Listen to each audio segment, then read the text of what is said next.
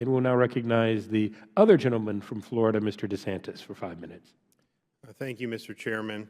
In Florida, we have a really significant problem with Lake Okeechobee.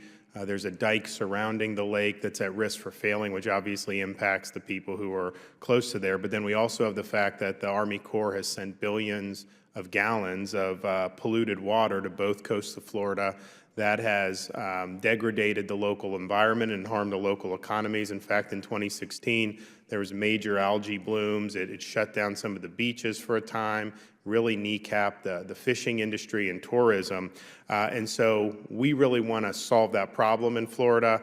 And we have something now called the EAA Reservoir Project. And this is something that the officials in Florida have been working with the Army Corps on now for several years. In July of 2016, we had the Assistant Secretary of the Army say that the Corps was ready to start the project as soon as the non-federal local sponsor was ready. And so the following legislative session, the Florida legislature passed legislation directing the local sponsor to expedite the project, setting aside $800 million for the state's share of the costs, signed into law May of 2017. And the Corps obviously was aware of the state legislation because it was invited to participate in a committee hearing, actually provided state legislators with information during that hearing.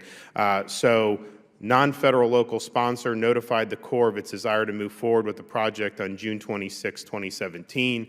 At the Corps' request, the non-federal local sponsor utilized the 203 process, which was authorized in WRDA from 2014, and it allows the non-federal local sponsor to prepare a feasibility study on its own and obtain technical assistance from the Corps. They pay for it. But the state of Florida tried to do that, but for months, the Corps dragged its feet and would not identify the areas for which it would provide technical assistance. It was only within the past few weeks that the Corps has finally agreed to a scope of work. The large majority of the project planning was done without the requested assistance from the Corps. What I'd like to do is, I have a letter from the South Florida Water Management District Executive Director Ernie Marks. It's got the timeline of the correspondence with the Corps. Without objection, I would like to enter this into the record. Without objection, so ordered. So my question for you, Mr. Dalton, is, given the significance of this project to Florida, are you satisfied that the Corps has acted with the deliberate speed necessary so that we can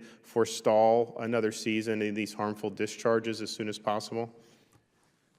So, Mr. Congressman, 203 is, Section 203 was not something, as I mentioned before, that we had utilized a lot in the past, and so the guidance that we created was almost done at the same time the South Florida Water Management District submitted the request to do the 203, and so our initial response back, I think, had more things identified that we could not do as opposed to what we could do. We've since looked at that, tried to turn that around, and so it has been a learning process for us. I think we're on a good path now to implement Section 203, and we certainly are sensitive to the releases out of Herbert Hoover Dike going out to the estuaries as not something certainly desired by anyone.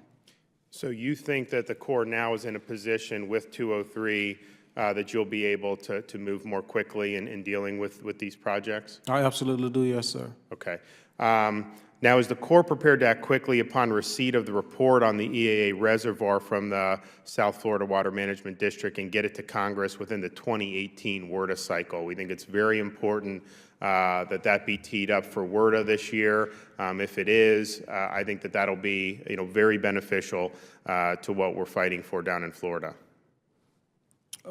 With that, I would have to look at that schedule and get back with you. The reason I say that is because that project goes from the non-federal over to our ASA to make a decision before it gets to Congress.